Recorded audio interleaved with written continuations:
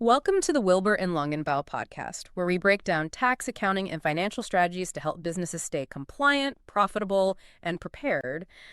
So when you picture an IRS audit, I think for most of us, the image is usually, pretty binary. Oh, absolutely. It's very black and white. Right. You either assume someone did something highly illegal, like we're talking secret ledgers, offshore accounts, deliberate tax evasion, or you assume they were just incredibly randomly unlucky, like a lightning strike.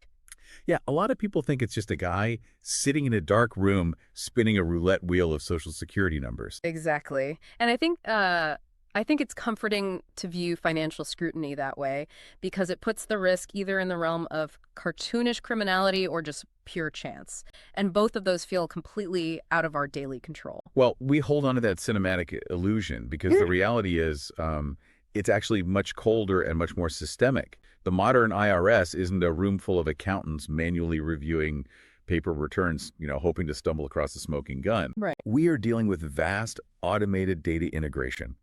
The agency utilizes machine learning models and automated algorithms designed specifically to detect invisible tripwires.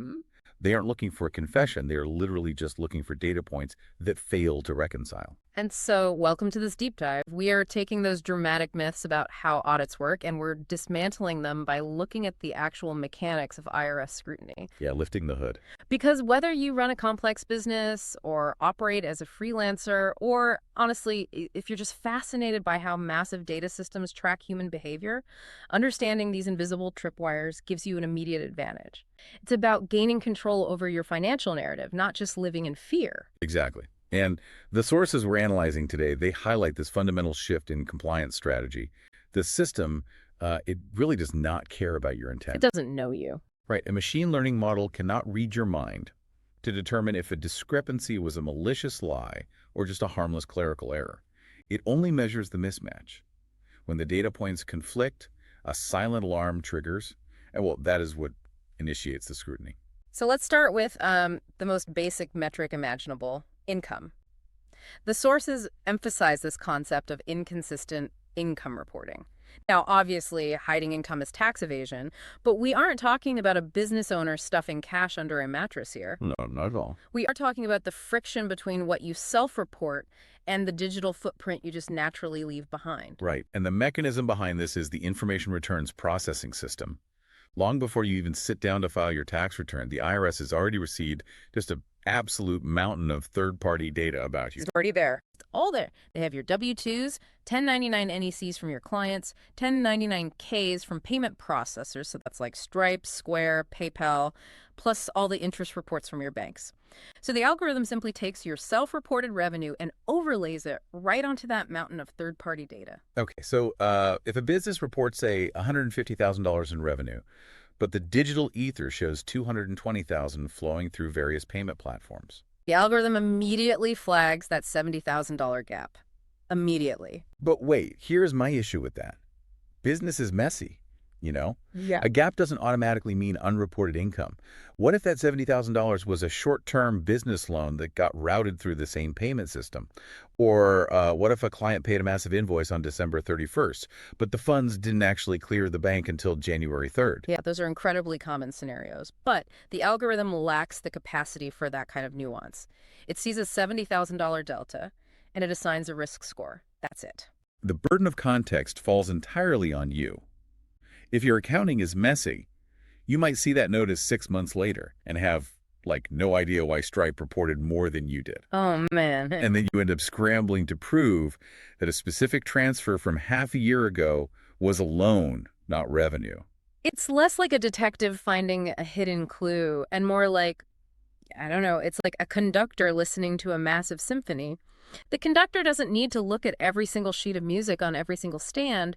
They just listen for the one violin playing a B flat when the rest of the string section is playing a B natural. That's a great way to put it. It just sounds wrong and the performance halts. It's actually kind of like when my bank locks my credit card because I bought a coffee in another state. The system doesn't know it's me on vacation. It just knows the data looks weird. That captures the scale perfectly.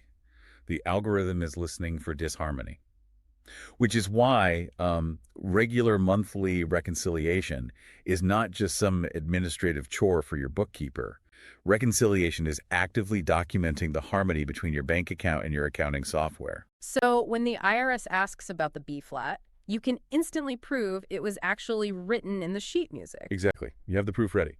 Okay, so if the algorithm is policing our income inputs with that level of automated scrutiny, what about the other side of the ledger? So does this apply to what we deduct, too? Because everyone wants to minimize their taxes legally, so where is the line? Oh, it absolutely applies to deductions. And it does this through a process called benchmarking. They primarily rely on NAICS codes. That's the North American Industry Classification System. Oh, those 6-digit codes you have to pick. Right, Okay. the ones you select when you file your business taxes. Yeah. That code tells the IRS exactly what industry you are in. So the IRS then aggregates the data from millions of other businesses with that exact same code to build a profile of what a normal financial structure looks like for your specific industry. Oh, I see. So they create a statistical average of how much a typical plumber or, a typical graphic designer spends on overhead. They map out the expected ratios, yeah. Yeah. Let's say you operate a service-based consulting firm. The algorithm knows, based on decades of data, that a typical consulting firm operates with maybe a 20 to 30% overhead. Because it's mostly software, some travel, home office stuff. Exactly, very low overhead. Right. But if your tax return claims that 85 to 90% of your revenue was eaten up by deductible expenses, Yeah. you deviate wildly from the benchmark. But wait, what if my business is a hybrid? What if I run a consulting firm, but I also started prototyping and manufacturing a bespoke piece of hardware for my clients this year? Prototyping is incredibly expensive. My overhead would naturally skyrocket to 85%. Am I going to be penalized just because I don't fit perfectly into a rigid 6-digit category? Well, you aren't penalized automatically, but you are flagged automatically. The IRS will likely send a correspondence audit asking for clarification. And this is where businesses get into serious trouble if their documentation is poor. Because they can't back it up. Right. If you genuinely spent that money on prototyping, and you have the receipts, the invoices, and a clear narrative of how it ties to the business, you satisfy the inquiry. No problem. But if your response is a shoebox full of faded thermal receipts and a vague explanation, the auditor's just going to disallow the deductions. It all comes back to having a defensible story. Clean bookkeeping isn't just organization, it's a defensible story. Absolutely. So if the IRS is relying on clean data inputs, what happens when the actual accounts holding your money are a disaster? Which brings us to a major internal behavioral trap, I think. Blurring the lines, commingling funds. Oh, yeah. Blurring the lines between personal and business finances is arguably the most common self-inflicted wound for entrepreneurs. From a systemic standpoint, it is a complete nightmare. But it's incredibly common. I mean, you're out at a restaurant, you pull out your wallet, and you use the business credit card to pay for a personal family dinner just because it happens to be at the front of the wallet. Or you pay a vendor from your personal checking account because you haven't transferred funds to the business account yet. In the moment, it feels completely harmless. It's all your money anyway. It might be your money, but legally, it is not the same entity. The moment you start mixing those funds, you are piercing the corporate veil. You are signaling to the IRS that your business isn't truly a separate operational entity, but merely an extension of your personal bank account. But is the algorithm really going to notice a $60 dinner at an Italian restaurant charged to the wrong card?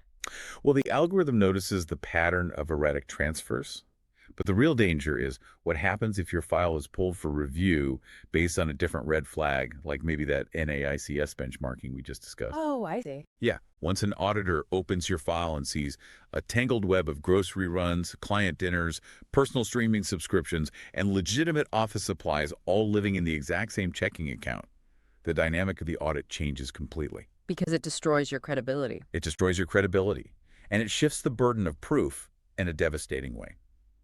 In the judicial system, you are innocent until proven guilty. But in tax law, regarding deductions, the burden of proof is entirely on you, the taxpayer. Wow. The IRS is not required to prove an expense was personal.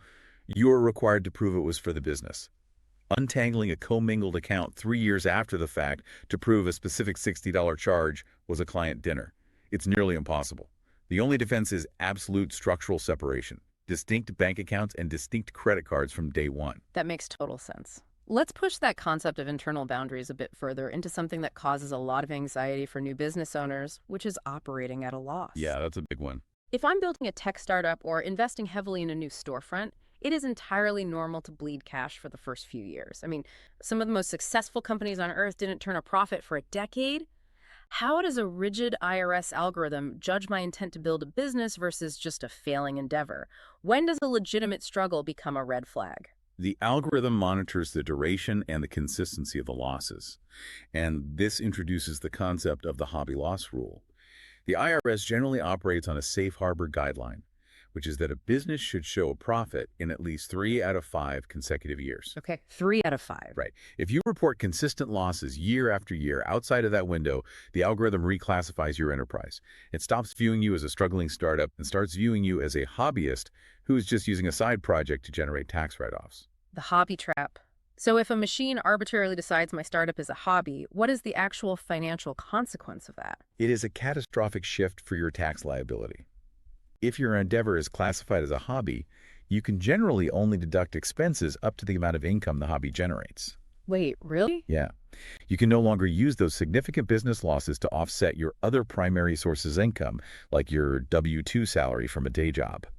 The IRS essentially declares that they will no longer subsidize your expensive weekend photography gig or your amateur woodworking project. But that feels incredibly subjective. If I'm genuinely trying to scale a software company and I miss that 3 out of 5 years safe harbor, how do I prove my intent to a machine or an auditor? I can't just walk in and say, I really want to be profitable. No, you can't. You prove intent by digitizing your operational pivots and acting like a corporate entity. The IRS looks at a specific set of factors. Do you have a formal written business plan? Do you maintain separate professional financial records? Have you actively changed your operating methods to attempt to improve profitability? Oh, so if my marketing strategy failed in year 1, resulting in a massive loss, I need to show documented proof that I hired a new agency or shifted ad spend in year 2. Yes, you must demonstrate that you are reacting to the losses like a rational business owner trying to correct the ship, not like a hobbyist who is perfectly content to keep losing money because they just enjoy the activity. Board mints, updated business plans, and strategic pivots. That is the evidence of your intent. That is so important. So we've looked at how internal bookkeeping and profit intent are judged, but the sources highlight a completely different category of scrutiny that feels much more holistic. The IRS isn't just looking at the math on your tax return, they're looking at the broader optics of your lifestyle. This is where data integration becomes truly comprehensive. The agency builds a holistic digital profile that encompasses your personal assets, your behavioral patterns, and the specific operational nature of your industry. Let's start with the industry side. The sources explicitly point out that cash-heavy businesses, so retail shops, bars, certain personal services, are placed under a microscope. But if cash inherently leaves no digital footprint, how on earth does an algorithm flag a cash business for underreporting? It flags them by analyzing the surrounding digital shadow that the cash creates. The digital shadow. Yeah, the algorithm relies heavily on ratio analysis. If you run a cash-heavy pizzeria, the IRS might not be able to track every $20 bill handed over the counter. But they can see your supply purchases, which are usually made via digital bank transfers or credit with large vendors. The flour doesn't lie. The flour never lies. If your digital footprint shows you purchased enough flour, cheese, and yeast to manufacture 10,000 pizzas, but your tax return only reports revenue equivalent to selling 4,000 pizzas, well, the math breaks down. Where do the other 6,000 pizzas go? It didn't just vanish. Exactly, they didn't vanish. The algorithm flags the severe discrepancy between your cost of goods sold and your reported gross receipts. So if you operate in a cash-heavy industry, you are basically starting with a target on your back. How do you survive that inherent bias? By manufacturing your own unassailable paper trail, you must implement rigorous, non-negotiable internal controls.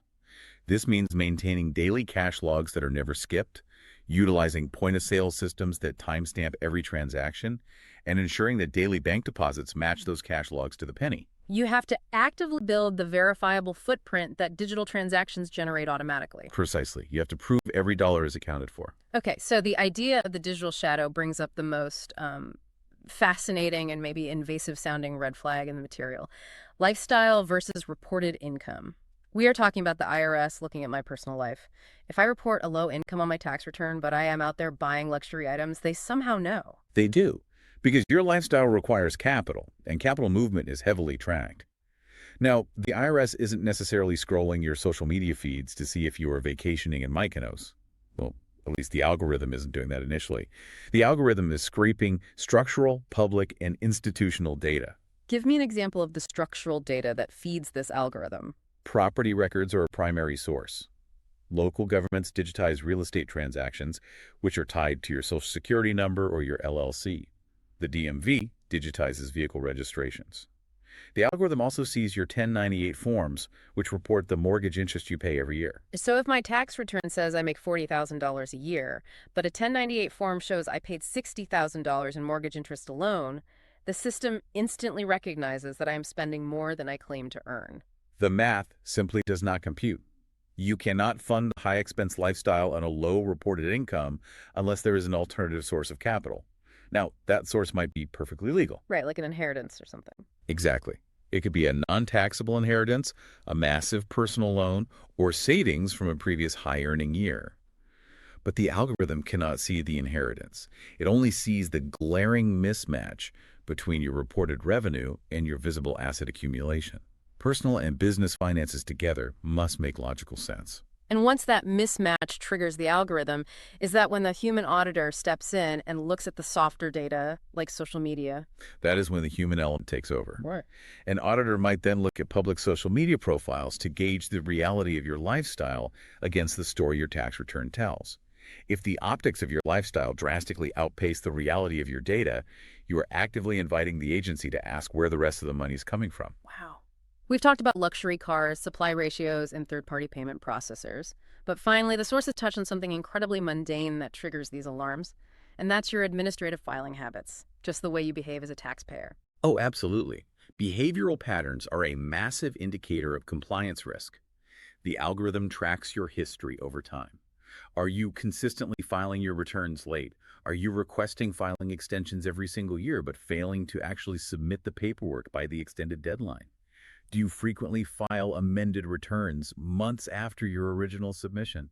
I know plenty of entrepreneurs who do this simply because they're overwhelmed. I mean, they aren't trying to cheat the government out of a single dollar. They are just terrible at administration. Their desk is a mess. Their bookkeeping is always behind. And they file late out of sheer disorganization. Sure, but the IRS interprets that exact disorganization as a severe risk factor. Frequent amendments and chronic lateness signal that your internal control environment is chaotic. And if your systems are that chaotic, the statistical likelihood of you making significant errors that usually result in underpaid taxes, is exceptionally high. It's a meta signal. You aren't being flagged for a specific bad number. You are being flagged because your behavior proves you are an unreliable narrator of your own finances. You are painting a picture of instability. The IRS allocates its audit resources where they are most likely to find discrepancies. A taxpayer who constantly amends returns is practically waving a giant flag that says, I don't really know what my numbers are. It might not be malicious, but it increases the likelihood of scrutiny. Let's bring this all back to you, the listener, and synthesize this.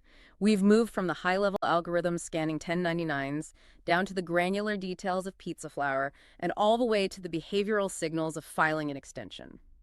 The overriding theme here is that these red flags aren't always about doing something illegal.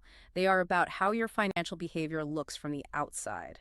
To distill the entire deep dive down from the sources we reviewed, it essentially comes down to 3 golden rules, 3 operational pillars. Okay, let's hear them. First is consistency. Your self-reported income, your expenses, and your industry benchmarks must align logically across all platforms. The algorithm is hunting for anomalies.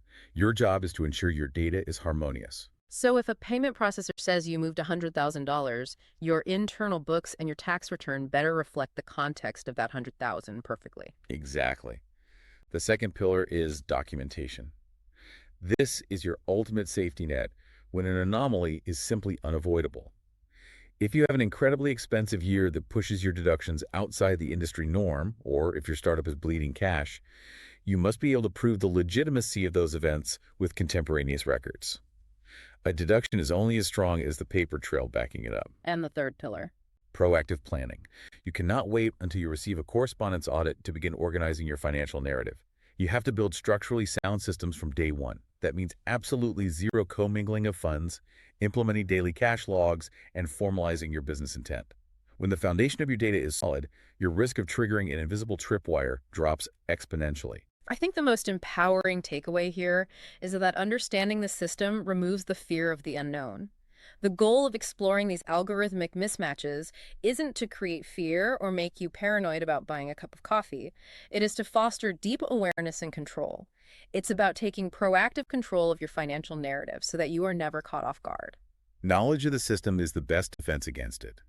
When you understand exactly what the algorithms are measuring, you can consciously ensure that your data tells the accurate, defensible story of your business. That's why working with experienced advisors is so critical. You need a partner in compliance and tax strategy. Absolutely. And if you want to learn more about how to build those correct systems from day one and achieve real financial clarity, we encourage you to visit www.mowcpa.com.